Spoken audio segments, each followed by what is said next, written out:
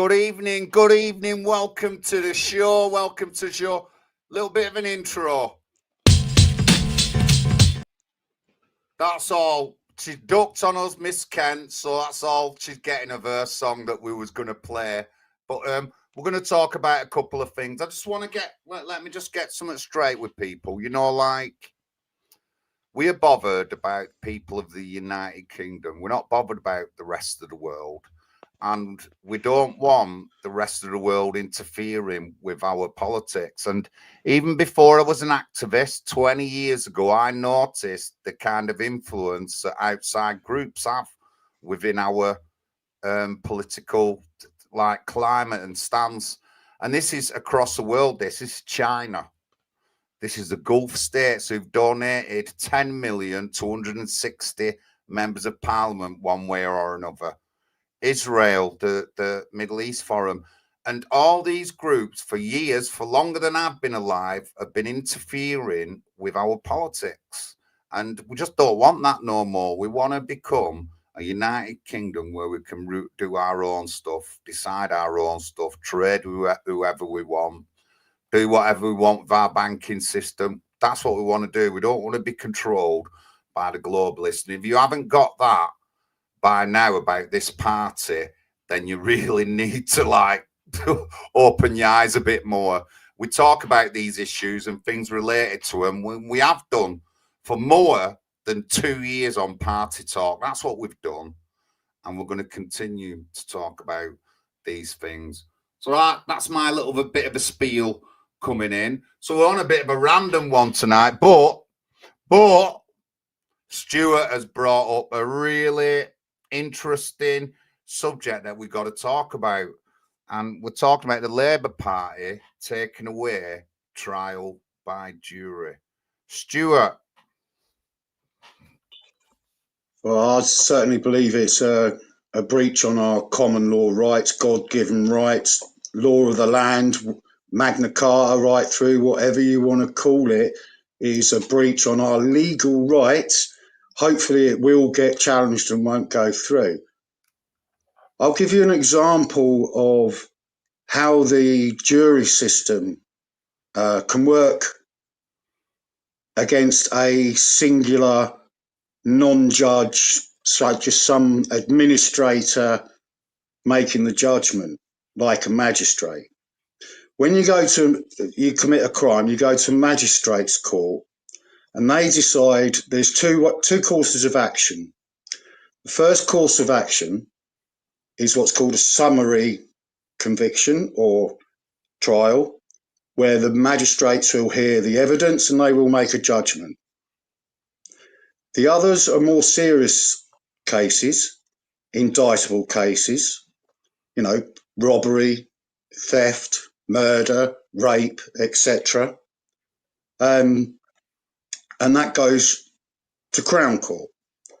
So I'll give you one example of an experience I went through. I went through a 2.5-week court case. I worked within the court system, escorting detainees into court at one time.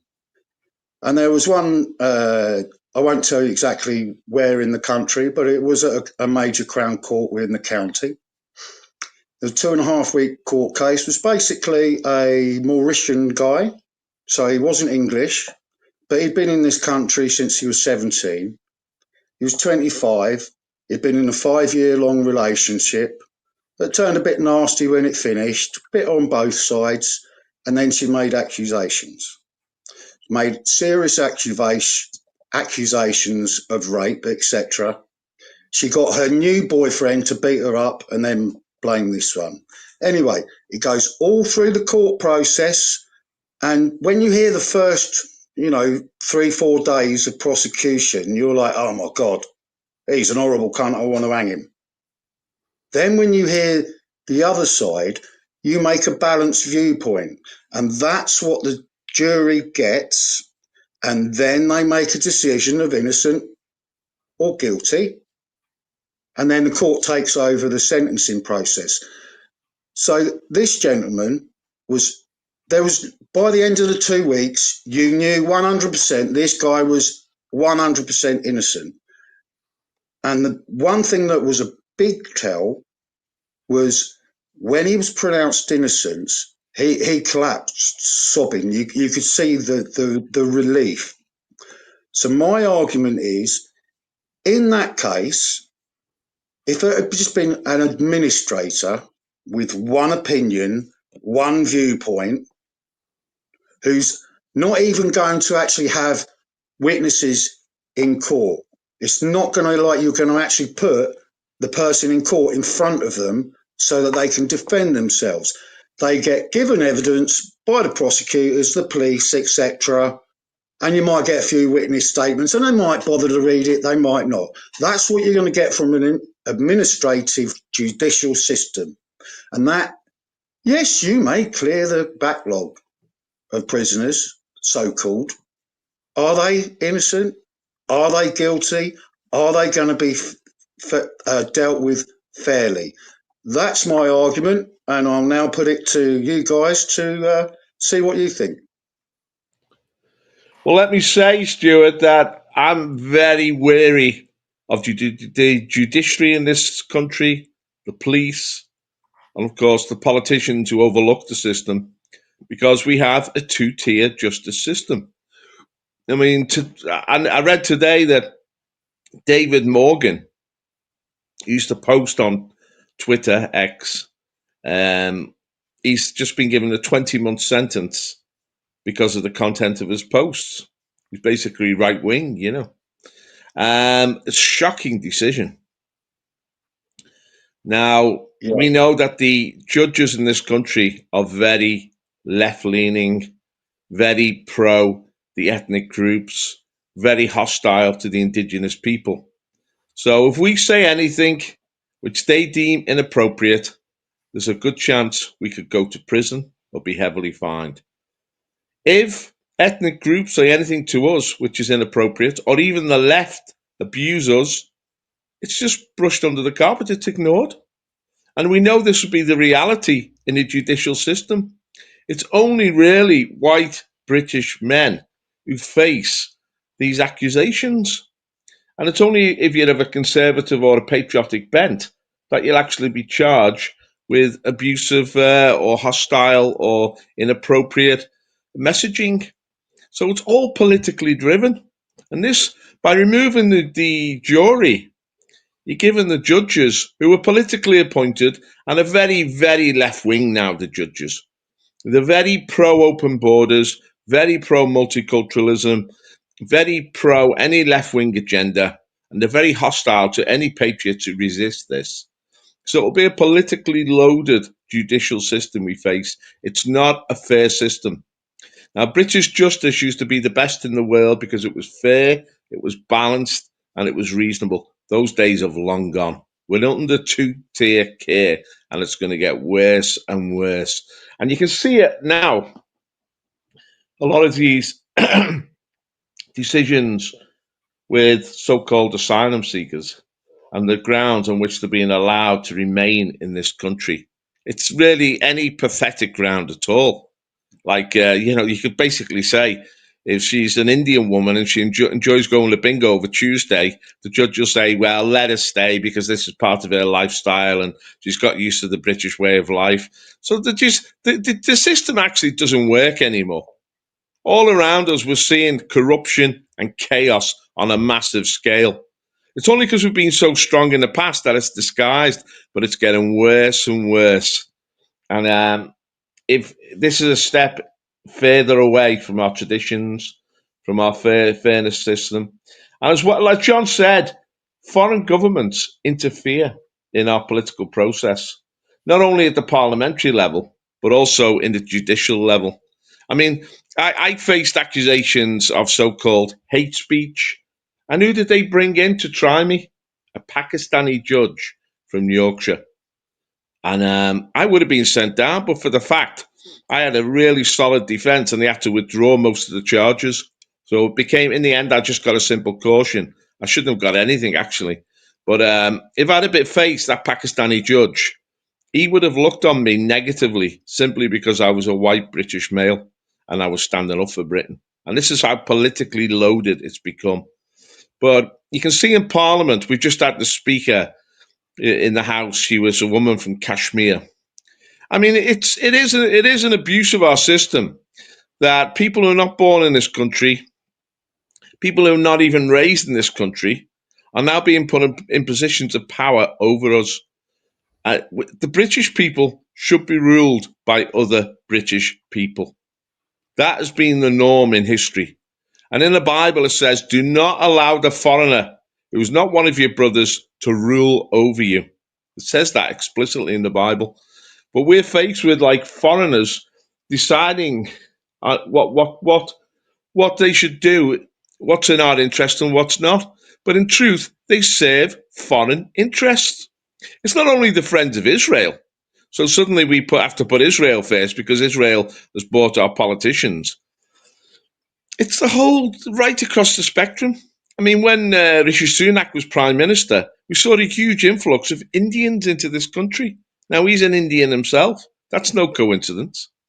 Now we're seeing a huge influx of Pakistanis into this country. Hey, and guess who the Home Secretary is? A Pakistani woman, Shabina Mahmood from the Punjab. You know, she's part of a tribal structure in Pakistan, and she's working in their interests.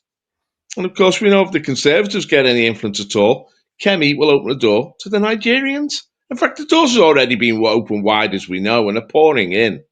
I mean, the numbers are skyrocketing, and they're getting access to all our resources, our housing, our benefit system, our education, our health. They're getting priority. Talk about a two-tier justice system. We have a two-tier welfare state now, where the indigenous British people are pushed to the back of the queue. And these people from Africa and for the Indian subcontinent and the Middle East, they're being pushed to the front of the queue. And they're the people who get legal aid. They're the people who get the barristers. They're the people who get the favour of the judges.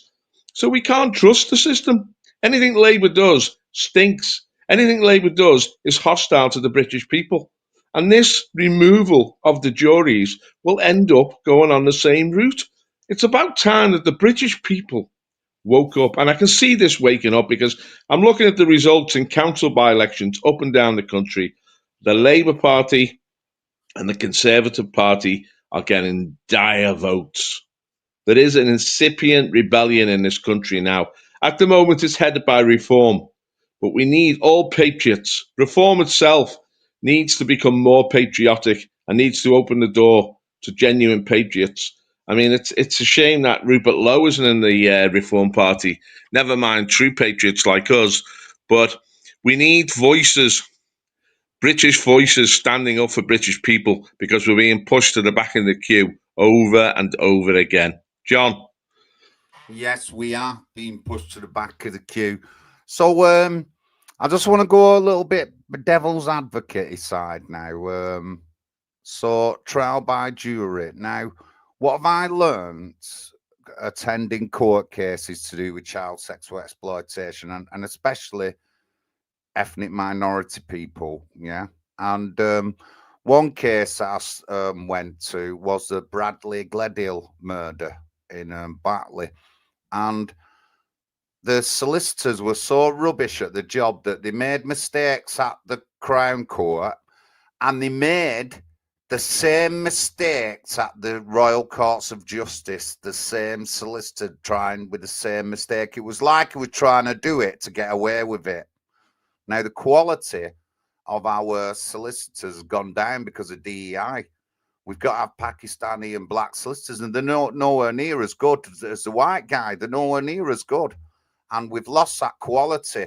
So I can see why a lot of these cases are taking a long time to do as well. And you can research yourself, but the majority of the grooming gang cases, any perpetrator who's arrested for that, they go not guilty. There's hardly any of them that go guilty. They go not guilty, knowing that they'll be getting bail and it's going to take months, if not years, to get them to trial, which obviously gives them time to abscond the country, which hundreds have done. And, you know, it gives them more time, you know, like, and they'll be forgotten about. And a lot more you see in the courts now is that the courts don't look at you as a man and a woman. They look at you as a black man, a brown man, a white man, and obviously, like Paul said, the white man's at the bottom of that list, and everyone else gets priority. And we know that they've changed the system a little bit to give more leniency to ethnic minorities who commit crime. This happened about 3-4 months ago. And so, you know, the odds are stacked against us. But I just don't want you to think that it's just one thing. Them solicitors are rubbish. Our quality of law people have just gone downhill. And we've got so much corruption. And Paul was talking about that Bangladeshi woman. So we've got a Bangladeshi woman who's a member of parliament here, and in her absence has been convicted, looking at 2-year prison sentence of corruption in Bangladesh. When you look at the case is a open and shut case of corruption because it is a corrupt country. But we've invited these people here and we've given them positions of power. And I'm going to flip to Oldham, and I'm going to flip to the Workers' Party, George Galloway. And he was stood with the Werneth candidate, who I'm going to get to talk to eventually. And he said, we need to take Pakistani politics out of Oldham. He said that because it's the most corrupt political climate class in the world, and you can research about it. But that's what the Workers' Party candidate, who's Pakistani himself, and George Galloway said, we need to take Pakistani politics out of Oldham because it's corrupt and run by gangsters. They know that, you know, so we need to take it out. But you'll never get that off the normal people. The lefties will never tell you that. So, you know, these court cases, it's just unbelievable how long they're taking now. And they never used to. But, you know, Oldham used to have its own Crown Courts and its own Magistrates Courts. But because we've got no money, we've had to merge with Tameside. And that's the same with hundreds of councils across the country. They don't have their own, that particular town don't have its own Crown Court or Magistrates because they ain't got no money for it. So they have to merge it with someone else. And of course, the increase in crime and the increase in violent crime and like street crime and stuff like that, it's just skyrocketed, guys, in 50 years. So, you know, I can understand why these cases, but, you know, there's a lot of reasons why these cases take so long, and I can understand the government wanting to deal with them. But, you know, I agree with Stuart. I agree with our rights. Stuart's always been a group of people who decide, not just one person. We should never, and you know, when we go back in history, we can look at these kind of dictator people who were just one person. They didn't end up doing well and in the end. So, you know, we do need that law, we do need that justice system, and we do need to be judged by our peers and not by that single judge. And it's so obvious that a lot of these judges are corrupt, left-wing judges are corrupt, and they're gonna throw you the key away for you for what they believe in and not what the evidence shows. I agree totally, but that's where we've got to get involved and learn about our cases. And I'm sure when Paul talks about the stuff he's been into to do with court cases, he didn't just go into it blind. Paul would have been reading stuff and then talking with other people about how best to deal with issues and stuff like that. That's what he would have been doing. He wouldn't have just walked into it thinking he can just get away with it like that. It just don't work like that. But we have to get a bit more clever, guys. We have to get a bit more noggin. And you know, it's not difficult to do your own thing. I've stood by with patriots, me, when they took on their own court cases and they end up getting thrown out and acquitted when they do. So we need to be a bit more noggin. But, you know, our human rights. Now, we've got to be careful when we say human rights because this trial by jury thing may be a blessing in disguise against some people and stuff like that who are committing crime in our country. But we do need to be more lenient. And it's not so much about the jury system now. It's all the things around it, all the processes around it, the European Court of Human Rights, the Refugee Convention, all these things we signed up for take a lot out of that judge and jury. And we wasn't signed up to a lot of these things. It'd be easier to get rid of people. We won't have to wait 9 years to get rid of the Pakistani rapists in Rochdale that we still haven't got rid of. We wouldn't have to wait 9 years. You know, they wouldn't win. We would be able to get rid of them straight away if we weren't signed up to all these acts and court of human this and court of human that. We'd do a lot better. Stuart. Well, I've got to agree with you, Paul and John, when you both say that the whole system is corrupt. It's been infiltrated over many, many years. In the background of our political systems, you've got things like the Fabian Society, who I can't exactly quote the way that they put it, but they bring in socialism slowly, step by step by step. But once you actually glance at some of their policies, they're actually much more communism. They're against the family unit because they see strength in family.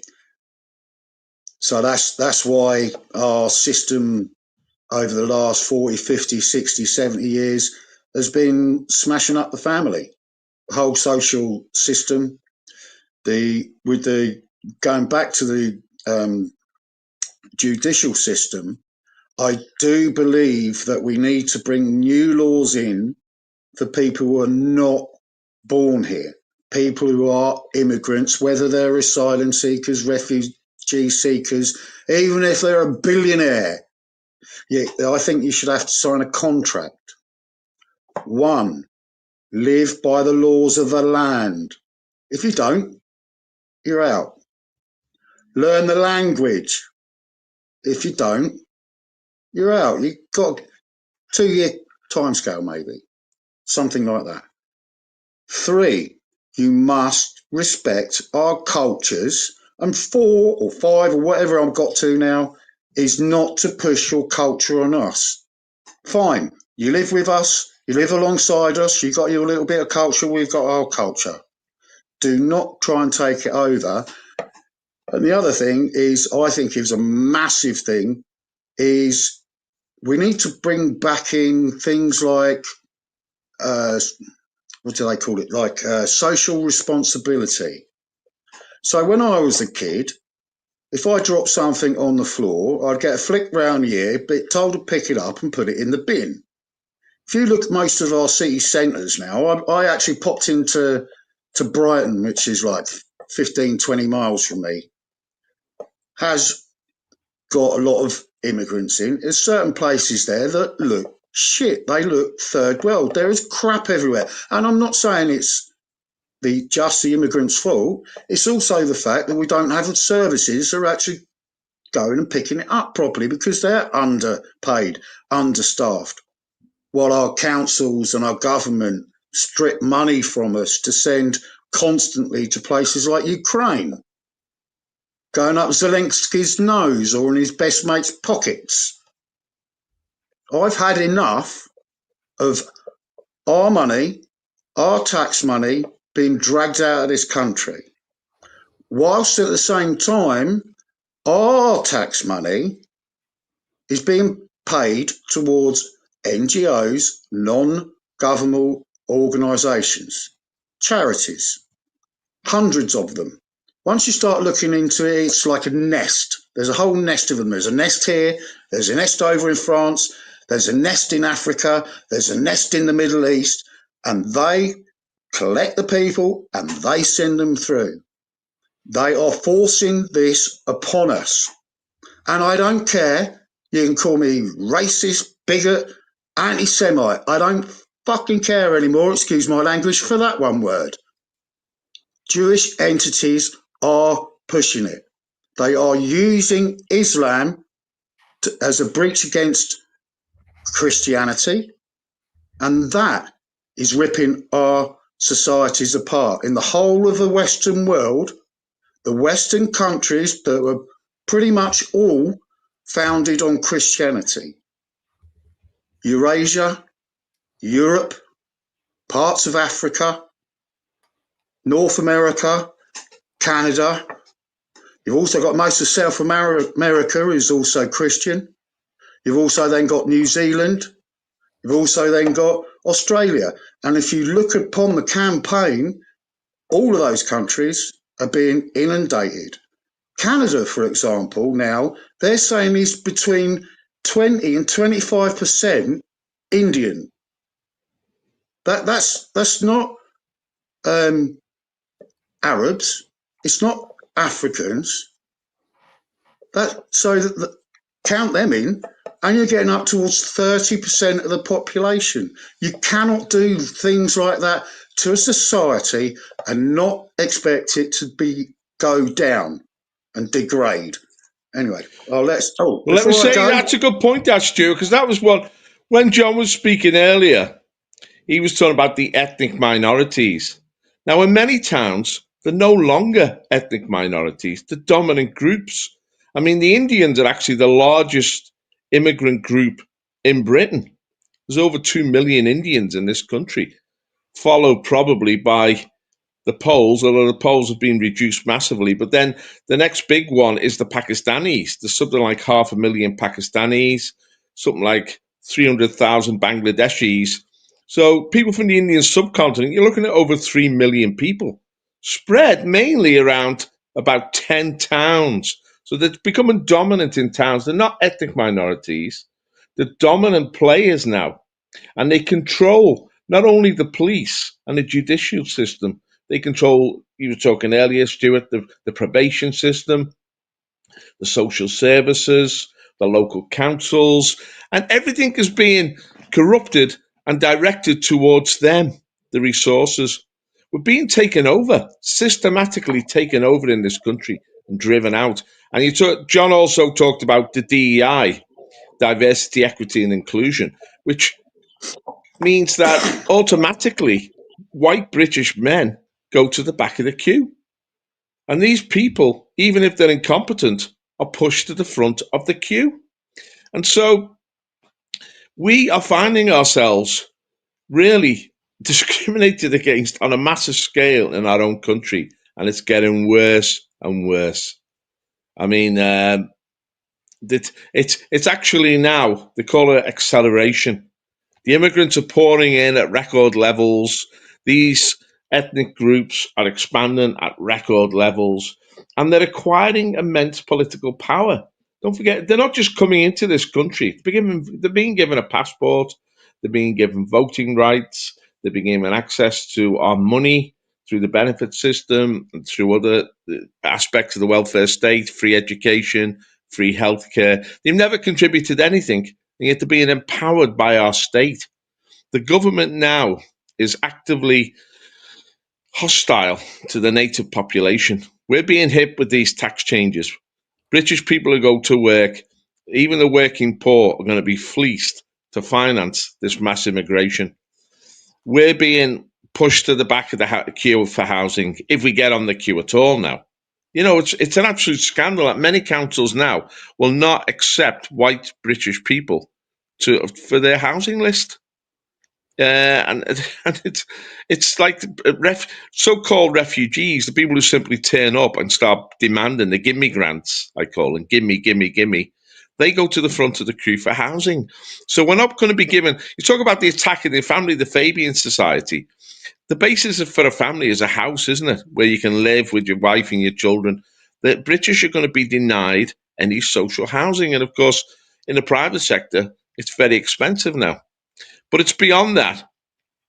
You see, the Fabian agenda attacks not only the family, it attacks having children itself. So we have this pushing of abortion now. Abortion is going to be extended up to birth, mass murder of preborn children. Again, it's another attack on the indigenous population, an attempt to reduce our numbers. People are brainwashed to think that murdering their own child is somehow acceptable. It's not. And of course, the Fabian Society have pushed abortion, they pushed homosexuality, they pushed sexual perversion so that we don't actually form couples anymore. This is a wholesale attack on our structure, social structure. Now, I've been speaking out on this for a long time, decades, and I've had an audience at times. And when I started to get my voice heard, I faced persecution by the police force and the judiciary. I was arrested 3 times. I had 3 trials. So I know how the judicial system works, you know. I was charged with things like hate speech, causing public disturbance, you know, and I had a trial in Liverpool, trial in Belfast, another trial. Like one trial, because I went to the police station and complained about the police flying the gay flag, or actually just inquired why they were flying it. I was arrested on a charge of homophobia, and that became a national issue there, because I found out that the police actually had no right to fly that flag above the police station. They need special permission to fly any flag above a police station. They didn't have it. So I actually countercharged the police. The police eventually dropped the charges against me, and I countercharged them with illegally flying that flag above the police station. And in order to save the police, because I got it to the Crown Court, I got the police on the run. In order to save the police from a successful prosecution, Eric Pickles, who was then the Home Secretary, changed the law with the support of the Liberals and the Labour Party, went through Parliament immediately, changed the law and made the gay flag an official police flag. It's crazy. But that was one case I had to face.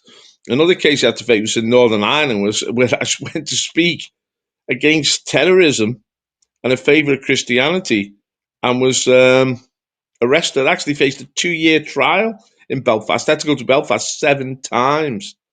And then that was in a trial without a jury. And I was told right at the start of those proceedings that I had no chance, that they'd already decided to send me to prison and that I would get 6 months in Northern Ireland. But I mounted, as John said, I read up and I got support, and I mounted a successful defence, and I was found not guilty. This was when I was involved with Britain First. Paul Golding was found not guilty. Jada Franson was found guilty, and I think she was given 6 months probation or something. But so we had to go through the court system simply for voicing concern about the way our country was going, for the policies that were being pursued by the Conservative government, which was not a patriotic government, and now by the Labour Party. The Labour Party, I had a trial during the end of the Blair period in Liverpool. Again, they had to drop the charges eventually. And so I fought these cases. Now, this time, under two-tier care, it's worse than ever. And don't forget, a lot of English people have already been sent to prison on drummed-up political charges. As I say, David Morgan, that coming today, he just had 20 months for Twitter posts. And the Americans are absolutely appalled at this. It's the Americans that are like the dam. They're holding back the river of left-wing persecution in this country. Because if Trump wasn't in office, if the Biden or the Democrats were still in power in America, this Starmer government would be sending English people to prison or British people to prison left, right, and centre. But the Trump administration, every time they step out of line, corrects them. And this is our hope, really, because the Trump administration now want to get involved in domestic British politics because they know how rotten it's become and how, in a sense, we're being disempowered, the British people. We cannot wait another 3 years plus for the general election to curtail this Starmer government. This is a government hostile to the British people, hostile to our traditions, hostile to truth itself. Keir Starmer, Rachel Reeves, David Lammy, they're just blatant liars. They're not serving our interests. They're serving foreign interests, as John said. It's not just Israel. They're all members of Friends of Israel, and they do the bidding of Israel, of course. The Ukraine, what they're doing, back supporting Zelensky and his mafia in the Ukraine. As Stuart said earlier, the money's going up his nose. You know, it's absolutely, we're giving these people billions to pursue a futile war when they could easily make a peace deal with Russia and come to a compromise. And yet, but there's also then important on a huge scale unimaginable, really. We can see it in our cities. City after city now is being transformed through immigration. Talk about the boats coming in at Dover, huge levels of legal immigration. They're just saying now that the net immigration has actually fallen.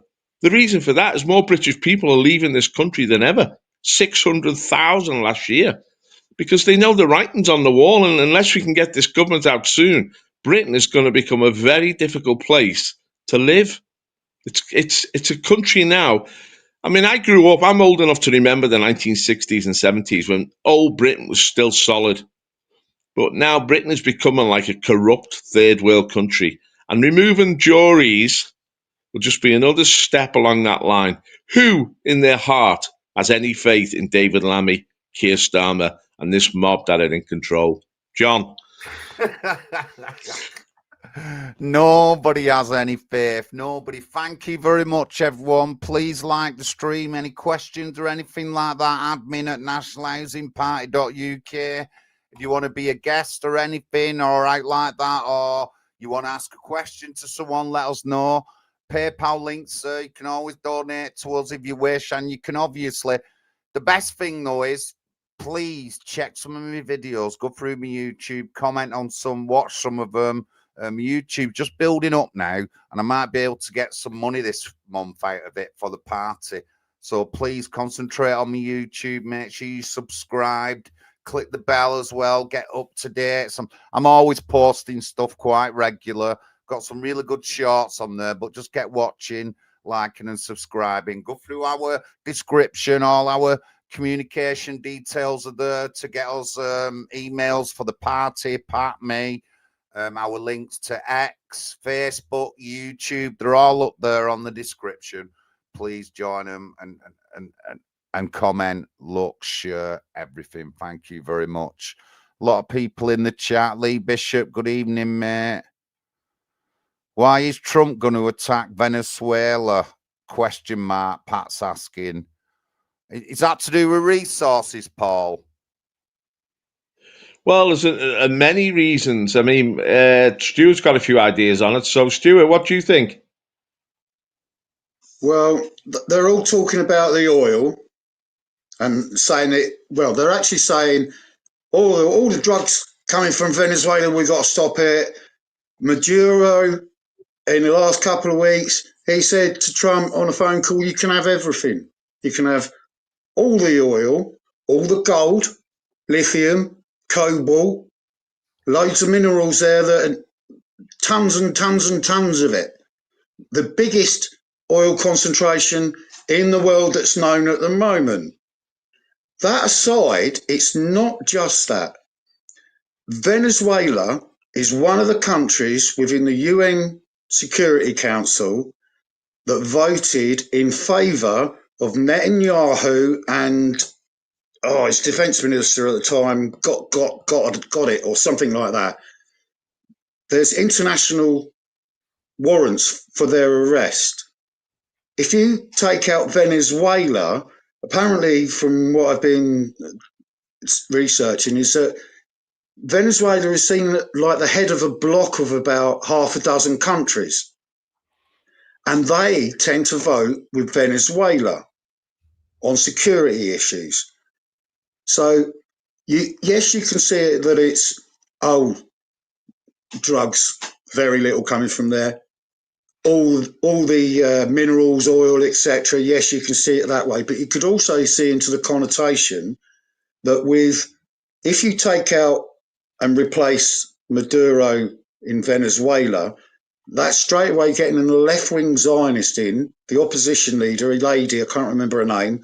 She said the very first thing she would do when she gets into office is to move their embassy from Tel Aviv to Jerusalem. And the second thing she would do is just let the Americans in and take whatever they want, strip it completely. That aside, you see that Argentina is one of the big players down there, Milei, who's Jewish, who is now trying to start what's called the Isaac Accords. In the Middle East, you've got the Abrahamic Accords. Netanyahu's now trying to do the Isaac Accords. So that would bring in Venezuela, Argentina, Costa Rica, Honduras, Bolivia, all of that in as a voting bloc that would then be as a controlled voting bloc to take away those international criminal warrants for their arrest. That's before you even start talking about all the other war crimes and the Holocaust that has happened there. And you can only call it a Holocaust, you know, the equivalent of 6 or 7 Hiroshimas of poundage of bombage has been laid on there, and people have died in fires and horrible things like that. So it's a lot more complicated, I think, than just the oil. Well, let me mention that, Stuart. I'll get onto this debate with Steve Laws and Liam Tuff. Someone just asked a question in a minute. But let me just get back to Venezuela. You got to realize that in Latin America, these narco gangs, there's a whole series of them. There's one that emerged in Venezuela, Latigua, Tuana, something. I can't remember its specific name, but these are real entities, these narcotic gangs. They're like empires. They've got armies, they've got bases, they've got huge bank accounts. They get involved in every aspect of the economy. They get involved in politics. And they're also linked with the CIA and with forces in America. Strongly linked, some of them, with the Democrat Party. Now, this is important because during the 2020 presidential election, when the Dominion computers were fiddled, it's now been sort of discovered that the source was Venezuela and Colombia and these narco gangs, because they're beyond the jurisdiction of states, and it's difficult for the Americans to call them to account and to bring them to justice. This is why Trump has labeled them terrorist organizations, because they're outside of the law, effectively. Now, these gangs, these narco-terrorist gangs, these are the people that are bringing all the fentanyl into the United States, which has killed tens of thousands of people. These are the people who are bringing all the cocaine into the United States. These are the people who are corrupting the politicians, they're corrupting the whole sort of, these are the people that brought all the immigrants in. They're linked with Soros. And this is the sort of the coalition that Trump is trying to break up. He's trying to smash this network, which is formed around Venezuela, because Venezuela is a sort of an outlying government. It's at the margin. It's actually hosted a lot of these narco gangs. But when they started to interfere with the Venezuelan government, they pushed a lot of them into Colombia. There's a lot of corruption in South America, and the Democrats have used it. It's also linked to Cuba. Now, Trump is trying to impose some sort of legal control again. You see, you got to understand that the British Empire was created to create order in the world, to create law and order, so that there could be commerce and there could be legitimate government. These people are the criminals, huge criminal networks centered on Venezuela and Colombia. But they've got into America through the mass immigration with Biden and through the corruption of the Democrats. They've actually entered the American system, and they played a key role in the steal of the 2020 election. And Trump has discovered this. The FBI have discovered it. But the CIA, which is almost like a rogue institution in America, are actually involved with these narco gangs. So Trump's fighting wars on every front here to try and control them. And into this mix, as you said, Stuart, come the Israelis. So it's a real hodgepodge. But he's taken action, and I give Trump credit for this. So that's a bit about Venezuela and how, look, we're not sure how it's all going to end up. But I tell you what, Trump's not holding back these days. But I want to talk about Steve Laws in a second. I'll just let Stuart respond to that, and then I'll get back to Steve Laws and Liam Tuff.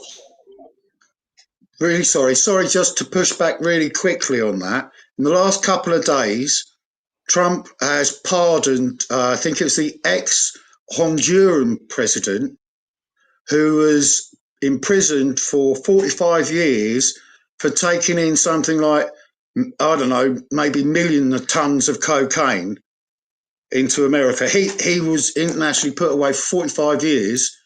So if Trump's so against the drug world, why has he given a pardon to the ex-president who is responsible for the loss of probably hundreds of thousands of lives. So I've got to push back a little bit there. I do think the CIA, Mossad, MI6 are all colluding, and they run the show, even probably above Netanyahu and most of the world order. I do think it's the three of the eyes, is it? I don't know.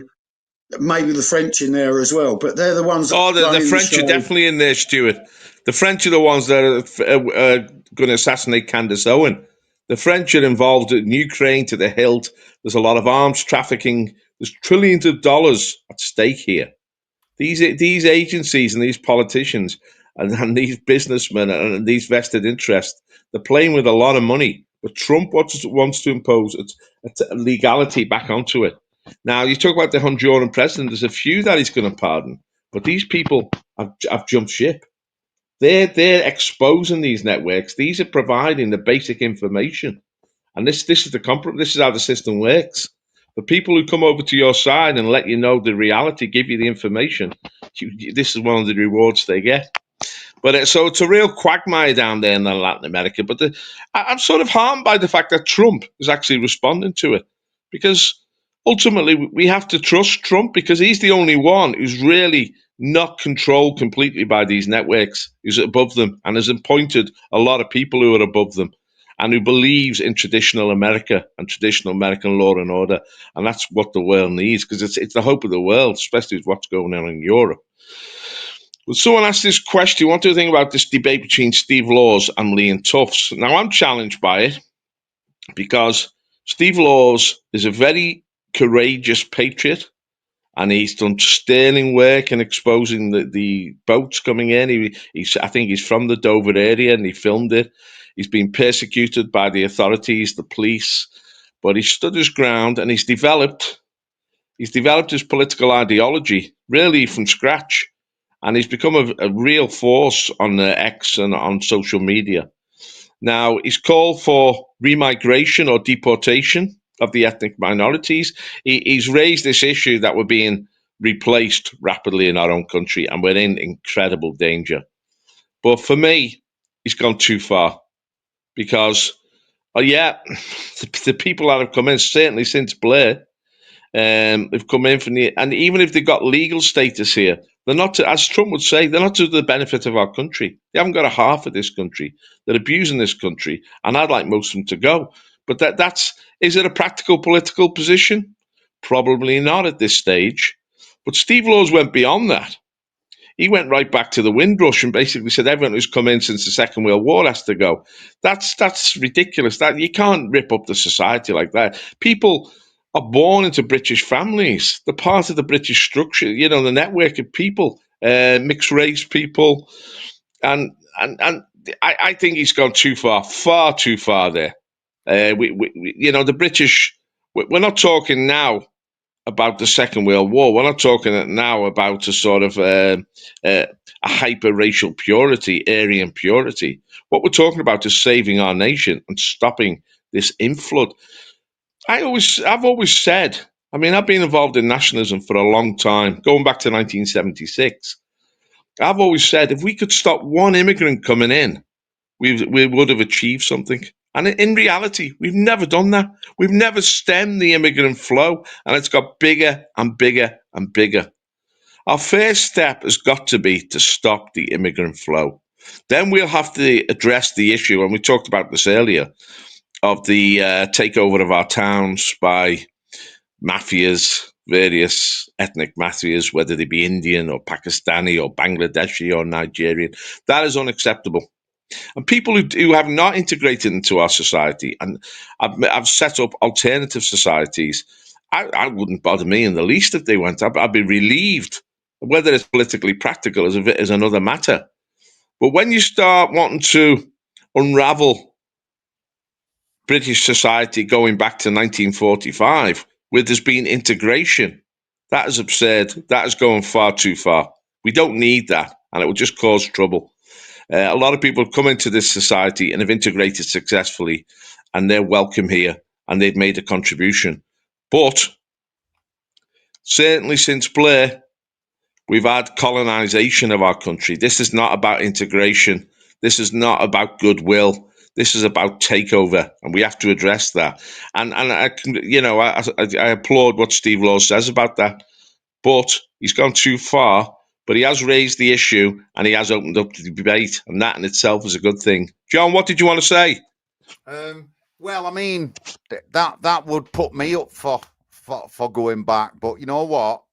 Just to anybody who thinks about it or who has that kind of idea, I'll be the Prime Minister. I'll be the one deciding who stays and who goes. Just let me tell you that. And what someone once said to me, I'm more British than other people because anybody who supports anybody or any country outside of the UK, you're not for the UK. We've explained this 100 million times that you're not for the UK. It should be for the UK. But going back, you can't just do that to people. The mixture of like Windrush and Indian in our country now is big, and you'd be sending back whole families, white families, and stuff like that. You just can't do it. It's just not a thing. It might have been a thing in 1950 if you'd got onto it, but you're too late now. I said this before. You're too late. It's too late to do that sort of thing. And but like, we've got to resist being turned around. Like, now, first of all, we've got to get back like our sense of Christianity and family and faith. We've got to get that back. We've got to increase the birth rate. We've got to be strong on issues like in Nigeria, on Nigerian television, is only Nigerians. That's it. In Nigeria, there's no Chinese, there's no South Africans, there's no people from Saudi Arabia. On Nigerian national TV, it's Nigerian. So why isn't it like that over here? Because we're the majority. White is a majority here. But like, we've got to get rid of all these things, and we've got to be a bit more tough. We allow the Muslim Brotherhood to have bases here when there's like 30 countries that abandon them. But we allow it. We've got to stop that. We've got to be tough. It's going to upset some people, and I've said this in Oldham.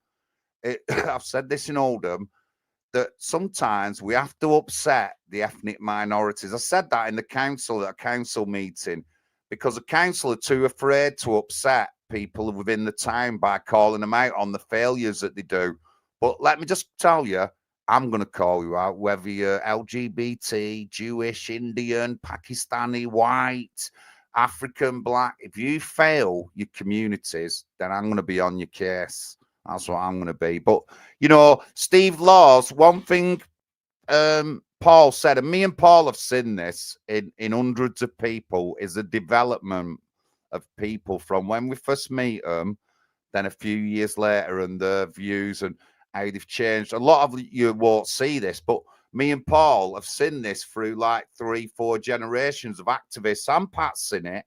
So we know that change comes. And I always say, when someone first comes out on the scene, they're going to develop and they're going to change, and the views will change. It won't stay the same. And Steve Laws is one of them. It sticks by his gun. He's a good speaker. He's very active. Can't fault him for any of that. And as his views and the way he's developed and his views have changed, and I'm not going to be nasty with him because his views have changed, and he said get rid of like Windrush generation, but that's just how it is when you're developing. He might change again, but there is time for him to change and get a headed direction. But me and Paul have seen that. We've seen that happen with people. We've seen what they're like at the beginning, and we've seen how they developed. And Paul, I've got to say, Paul's been one of them. When he first met me, he commented. Then as I was developing, he's commented on some of the stuff I've done. He's seen me out. He's met me. He's always encouraged me to speak more and stuff like that. And I've had that kind of what did he call it, mentorship through Paul. But Paul sees this in people. We see how they start off, and we see how they can be developed. You know what I mean? And how the person develops and how they can talk and stuff like that. But it's really good that people are developing and people are coming out and people are talking. We're nearly at the end of the show. That's really good evening. Thank you very much in the chat. We've had Lisa in. Thank you, Sarge.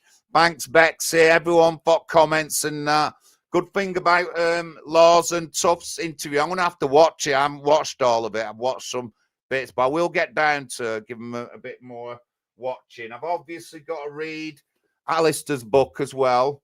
That we did a book review on that, so I've got the book now, so I'm going to start reading it this weekend. But thank you very much, everyone. Thank you for your comments. Thank you for your likes and your shares everywhere. Don't forget, please join us, subscribe to us, watch my videos, get more involved. Our email's up there, and if you would like, make a donation. We need some leaflets. Pat, right now, Pat is so busy with leaflets and getting leaflets together. And we do need some more in central London. So please, throw a few quid in, please, people. Throw a few quid in. It'd be well worth it. We've got estimated 9 candidates for May. That could possibly go up. And each candidate's going to need 5,000 leaflets minimum. So we need some money, and we need some money for leaflets, and that's what it'll go on. It won't go on hotel bills, don't go on clothing, don't go on travel. It will go on leaflets. So please donate to us. Anybody, please come on. There's plenty out there who support me, and I haven't seen donations of you, so I want to see some donations now. I'm going to be shouting harder over Christmas and in the new year. And we're just worth every penny, because we are actually standing in elections and running people across the country. We've had some pretty good first-time scores that you won't see online, because they are good first-time scores. Hope Not 8 won't show them. They only show the negative ones, but we have had some good scores. So please get involved. There's our emails, and there's our PayPal link. Thank you to the mighty Paul Rimmer and the stalwart Stuart Boniface. I mean, Stuart's got a lot more to say. I think over the next couple of weeks, I might dedicate a couple of streams to some stuff that Stuart wants to talk about. And I know that they've been discussing a lot the injuries after the injections is a lot in the news at the moment. Yeah. So Give Stuart a final say, John. Stuart, do you want to say anything? Sum up. Well, I would like to sum up or say one thing on the position of prison places. Loads of prisoners got 40% off of their sentence and got tagged, chucked out.